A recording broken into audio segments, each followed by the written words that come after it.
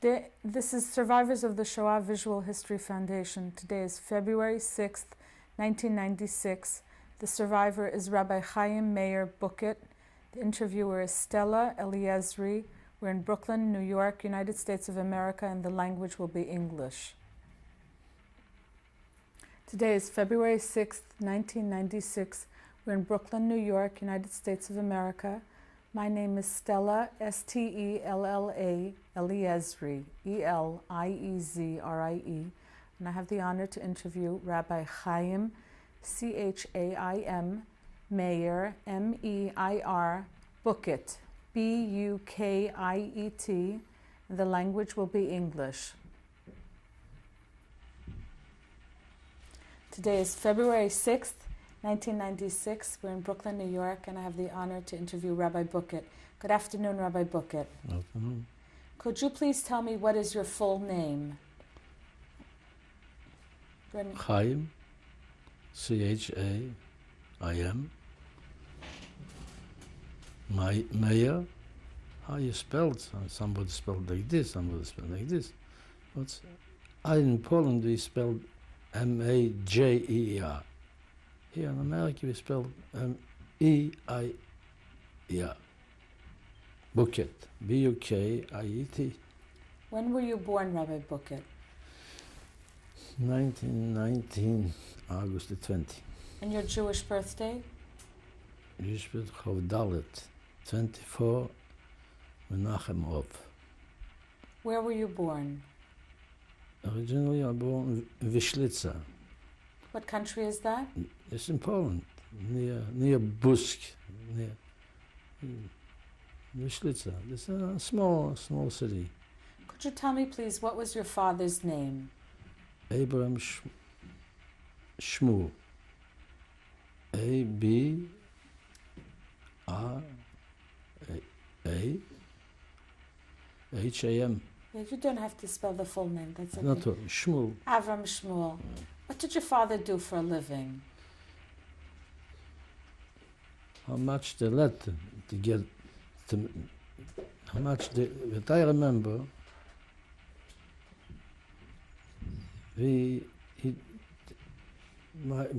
my mother had a little grocery store, and he was bringing from his father. We live in Khmelnyk.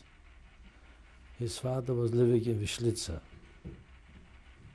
His father was a merchant of grain. He was bringing from Wyszlica to Khmelnyk to grain and sold it. What was the grain used for? Khmelnyk was a big for a lot of chickens and goats. There was a big export to Warsaw, from Khmelnyk to Warsaw. And they sold it in Warsaw. Khmelnyk they was going, and then the Shrita was in Khmelnyk, and they delivered it and sold it in Warsaw and Lodz. And my father was bringing the grain to eat. What kind of person was your father? He was a kind of, like you're seeing in the picture, that's what he was. How do you remember him? I remember him a very quiet man, never touched somebody, never said a bad thing of somebody. And I remember when my father needs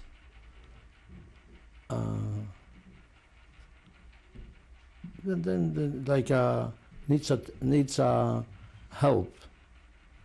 Everybody was running to help him out, because if they said $1, he gave him $1.50. That's what his nature was. It was very every time was people in our house.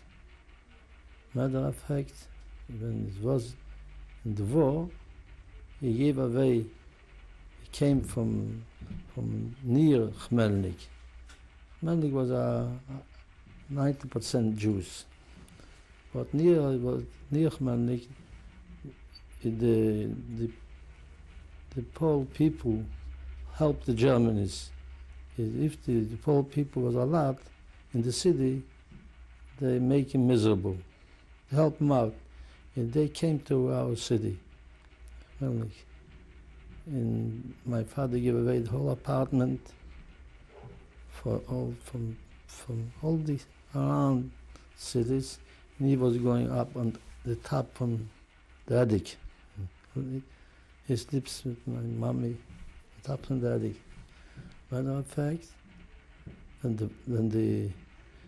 the war ends, and I was a mashgiach in 1970, 1947.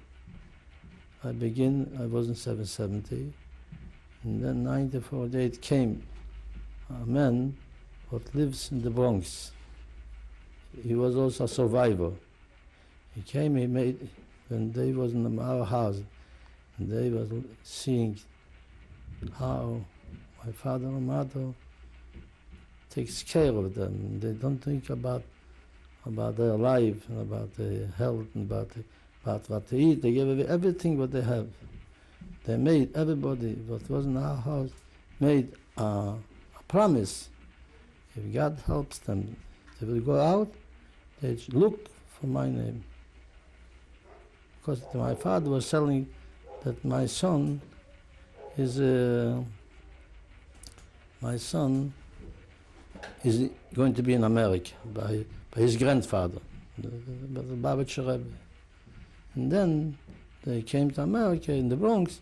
He asked, where is Lubavitch? And they told him 770. And they came to me. This was his promise that he's going to look for me. What was the man's name? I don't know. I don't remember. Okay. Tell me, what was your mother's name? Rachel. Rachel. And what was her maiden name? Zinger. What did your mother work? No, she has a small grocery store. She didn't. The poor people was doing a good job to make miserable Jews. The Polish people. Yeah, Polish people. They make a very good job. I remember from child. Whatever a miserable life. Miserable life.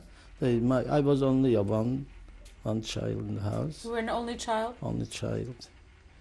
And they made so Jews was very hard to make a living, a human being. But we lived through.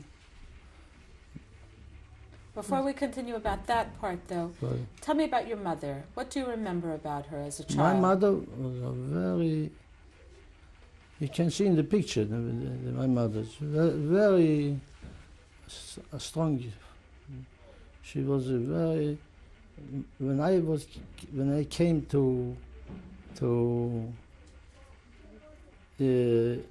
my daughter in Los Angeles.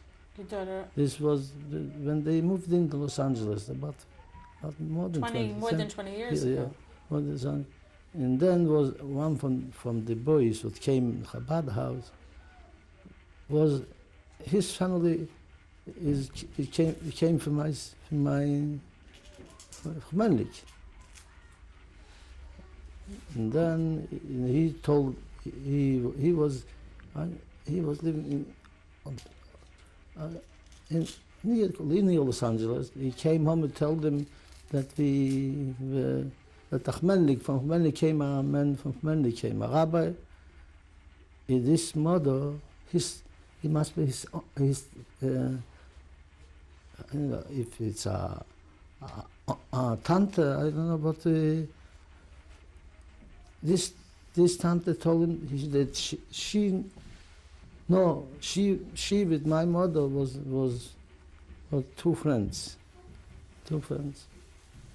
When Germany took my mother separate, my father separate, and my mother, and she was in the same train, my mother. And my mother would every time saying, she's not going. She left somebody for the world. That's what she said. And I asked her, how come my mother was an energy woman. How come my mother didn't, so she told me she was jumping. How come your mother didn't what? Survive from the, she told me that she was jumping out of the train. My mother hadn't got the strength to jump out of the train. It was an energy, but not so much health. Tell me about your childhood. You were born in Vishlitza, but this was my grandfather in Vishlitza, and then we going back to Khmelnyk to live in Khmelnyk. So what was childhood like for an only child in Khmelnyk? Child, that's not a question. Only child. So only I was very, from the beginning, I was very a good child. That's what my mother told me. A good child. My mother was very busy to make the for a living. She was very busy. My father, even he was going to Vishlitza to bring this grain, he has a big love to his mother. When he was bringing, he was sitting there 2 months. That was sitting there 2 months. I can't go away from his mother. He loved the mother. The mother loved him. You see the mother here. He loved the mother not for beauty. I love the mother. You see the picture there? We're going to show the picture later. And then it's from my father's panusa. My mother didn't. He didn't make a lot. She was the main panusa giver. That's what I remember of my mother. When I came home, we begin. You should know. We begin to learn very early. You begin to what? To learn in Cheder. How old were you? When in the Cheder, about 4 years. In Europe, in Cheder, was a full day. What do you remember about the Cheder? I remember about it. I remember that we used all the time. Children was beginning because the teachers was very strictly. Very strictly. I remember he also didn't make a living from he has to go out and selling. I remember the first teacher was selling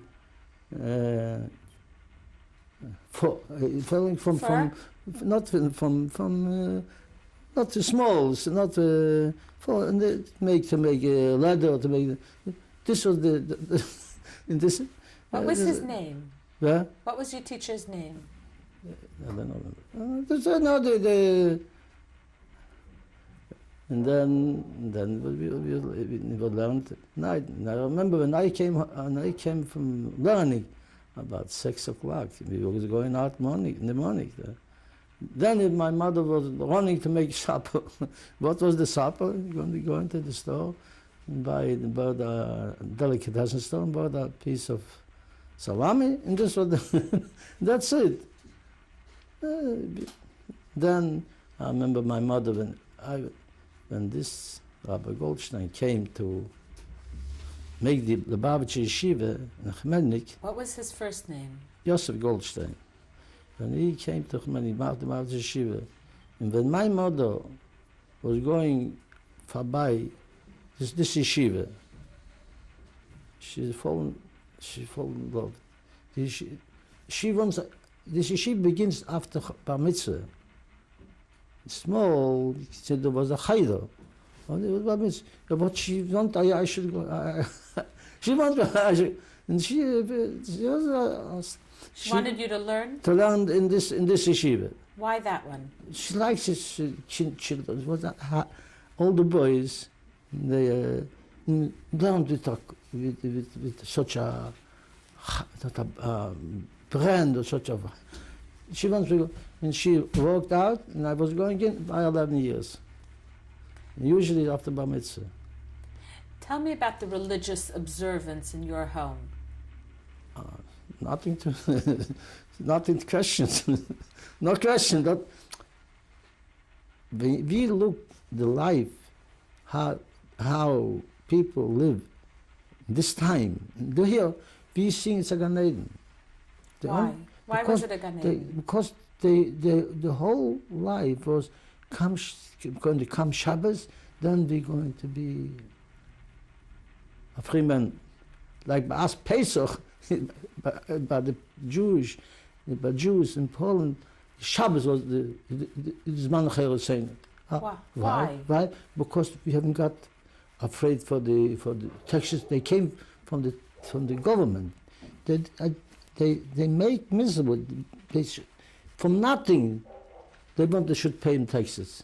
They make a living in paying taxes. And if you don't pay, they're taking you everything.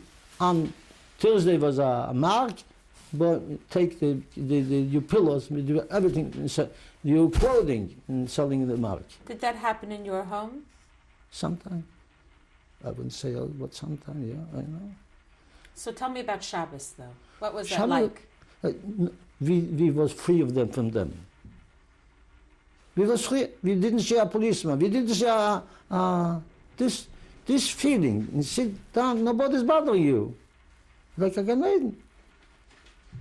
Did you go to shul with your father Sure, as a child? There's no question. That's it. Yeah, father. Your father was Orthodox. He was very frum. Was he a chassid? My father was a chassid, yeah, from Radomsk, Poland. But then when I began to go to the Lubavitch, he was also very close to the Rebbe, previous Rebbe. Tell me about anti-Semitism as a child. Did you ever experience any kind of anti-Semitism you yourself? You can never go where they live. What does that mean? Where did they live? You lived here, 52nd. And they lived in Eastern Parkway. You can never go in Eastern Parkway. Did you have? They was throwing stones. There was like it's a hate. It was, but then a hate. Did you have non-Jewish neighbors in your area? Not a lot. Because I'm telling you that I was 90% Jews, but this 10%, where they live, they hate us. Did you ever ask your parents why do they hate you? It must be. It's not just natural. It was not question. We know they hate us. We know that we can't go through a church. We wasn't sure. Whenever we go to our church. To pass in front of a church? No, never. We are afraid. What would happen? Did you ever pass in front of a church? No, we never passed in front of a church. That's what's so afraid. I tell you the truth, you are afraid to go when a policeman is going. Why? We was afraid of them.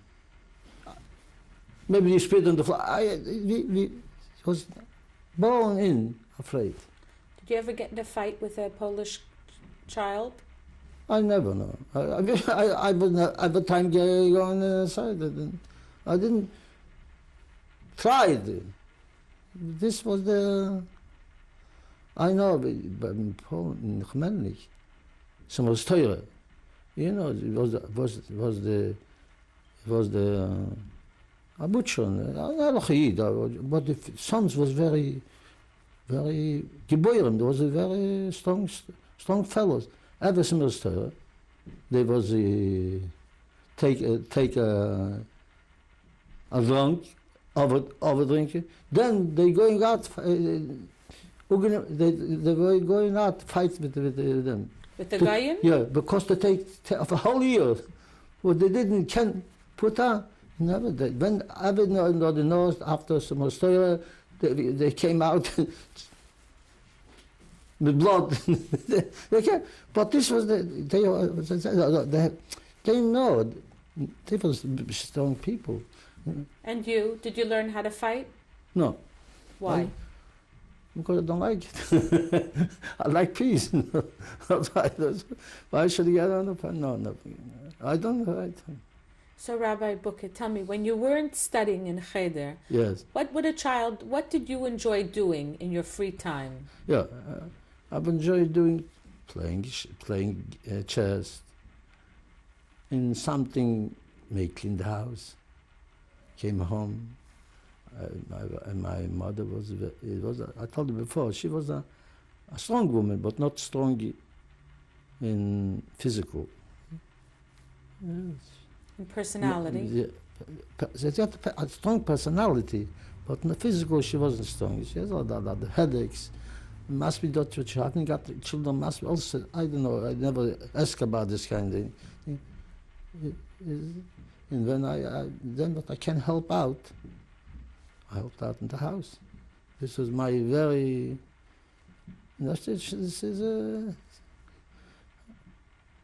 this was my hobby. Were there other children born to your mother? You were No. the only one. Did they spoil you? Were you I spoiled? haven't got time to spoil me.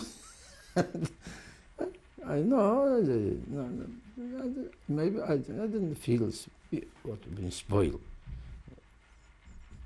I was seeing that they loved me, no question about it.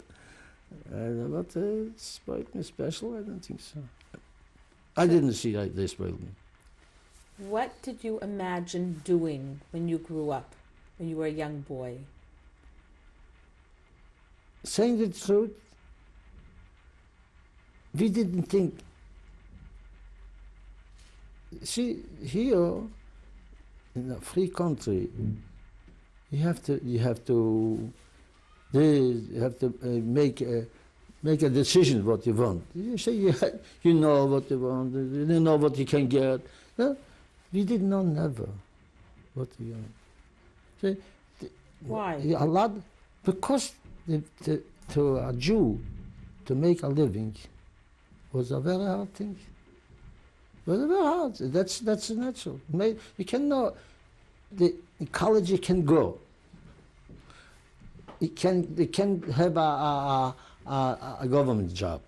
It was very what we know. Maybe this, but the maybe this. It's not you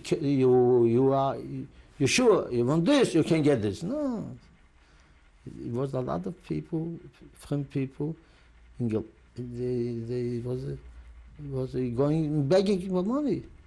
That's it can be a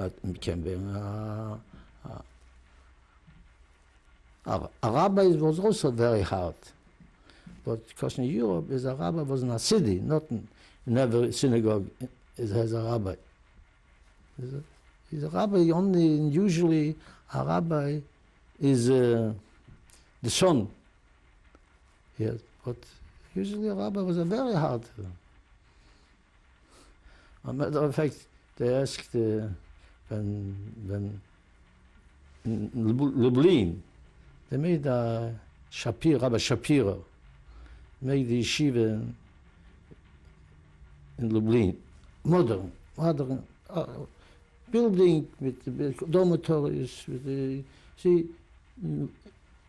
Before, when you was an older boy, going to Warsaw, where the boys, they haven't got a dormitory. The boys sleep in this store, this store. This was they came to learn. The storekeepers, they need a watchman at night. And this was the life. It was a very hard life. I remember when I came in 1935, in Lubavitch, in yeshiva. In the game it says you have to sleep at night. Was an attic, big like the 100 feet by 50.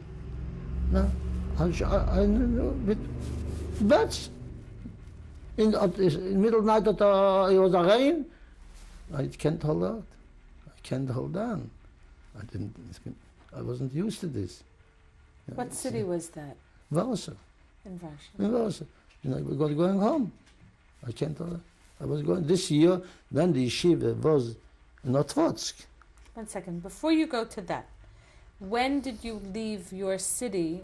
When did you To go to Warsaw? to go away to yeshiva? How old were you? To 1935. How old were you then? 16. No, 16. 16. Right. Could you tell me first, before we go into that period, tell me about your bar mitzvah? No, we didn't have this kind of. I remember the bar mitzvah. I was saying a pilpul. We made a kiddush in the shul. It was the cake and jam. That's all. This was the bar mitzvah. Did you receive any presents for your bar mitzvah? No, who knows this is here is more commercial. And then there wasn't so. I don't. In our kind of people wasn't. We didn't hear about this. You were an only child. Yeah. Weren't you expected, perhaps, to help your mother in her business instead of going away to yeshiva? It's not such a business. You need help. You know, a couple of people. It's not a business. If this would be a business, need help, she would have a easy living. This is a very people here can imagine what this mean, what kind of life this is. Just like we didn't when we came to Shanghai, to China, the living there. We didn't, how can we live? The same thing in America in Poland. In China was rich people. They didn't know what to do with the money, but they came in a poor neighborhood. People was eating from themselves. What that means? Sitting, waiting, and they was eating from themselves. It's hard to say. That's why they made communism. People were laying on the street with children, with tents in the street. And then they bring in from going to the other garbage and pick up to eat for the children.